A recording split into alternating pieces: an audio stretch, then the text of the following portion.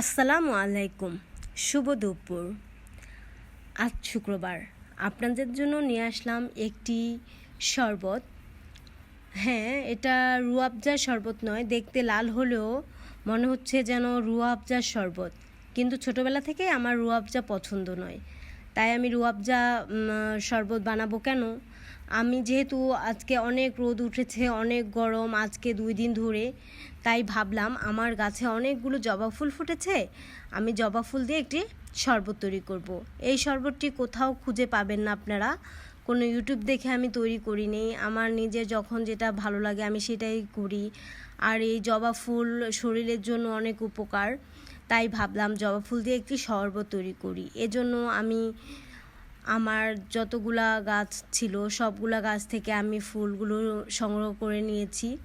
এটা খুব সহজ একটা কাজ নয়, আমাকে এই ফুলগুলো সংগ্রহ করার পরে যে রেণুগুলো দেখছেন এগুলো আমাকে ফেলে দিতে হবে এবং এগুলোকে ধুয়ে পরিষ্কার করে তারপরে আমি শরবতটা তৈরি করব। তার আগে আমার যে লেমন গ্রাস গাছটা আছে সেই গাছ থেকে আমি কিছু পাতা সংগ্রহ করব। যেহেতু আমি এই শরবতটার মধ্যে লেবু ব্যবহার করব, তাই ভাবলাম যে এই পাতাটা নিলে ঘ্রাণটা সুন্দর হবে, যেহেতু এটা থেকে একটি লেবুর ঘ্রাণ আসে।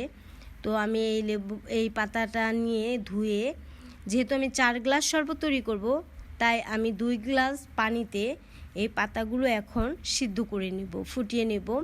এর মধ্যে আমি দিয়ে দেব পরিমাণ মতো চিনি।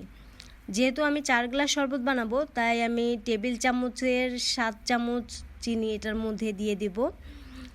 চিনি দিয়ে আমি এটাকে ঢেকে তারপরে যখন এটা বলক আসবে, এটা থেকে একটা সুন্দর লেবুর ঘ্রাণ বের হবে, তখন আমি এটার মধ্যে রাখা জবা ফুলগুলো দিয়ে দেব।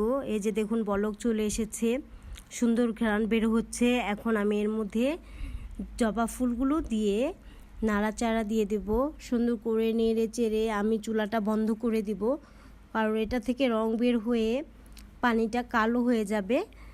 এটার মধ্যে যেহেতু লেবু দিব, লেবু দিলে এটার একটি সুন্দর কালার চলে আসবে। এখন আমি এই পর্যায়ে চুলাটা বন্ধ করে দিব। চুলাটা বন্ধ করে আমি এটাকে ঢেকে রেখে দেব ঠান্ডা হওয়ার জন্য। যেহেতু আমি ঠান্ডা শরবত খাবো, আমি চা খাবো না। যদি চা খেতাম তাহলে আমি এটাকে খেয়ে নিতাম, কিন্তু এটা এই যে দেখুন ঠান্ডা করার জন্য রেখে দিয়েছি, এটা ঠান্ডা হয়ে গেছে। এখন এটাকে আমি ছেঁকে নেব।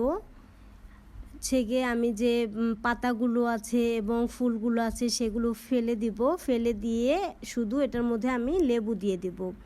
এটার মধ্যে লেবু দিয়ে দিলেই তৈরি হয়ে যাবে একটি মজাদার শরবত, যেটা দেখতেও অনেক সুন্দর এবং স্বাস্থ্যের জন্য অনেক উপকার এবং খেতেও অনেক মজা।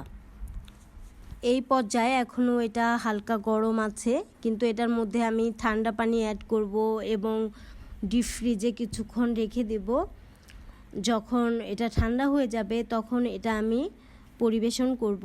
এই যে এখন লেবু দিয়ে দেব, আমি এখানে একটি এবং অল্প আর 1 পিস লেবু নিয়েছি। এই যে তৈরি হয়ে গেছে আমার মজার শরবত, জবা ফুলের শরবত। আপনারা একবার হলো এটা বানিয়ে খাবেন, যাদের বাড়িতে জবা ফুল আছে। খেয়ে আমাকে জানাবেন কেমন হলো। আল্লাহ হাফেজ।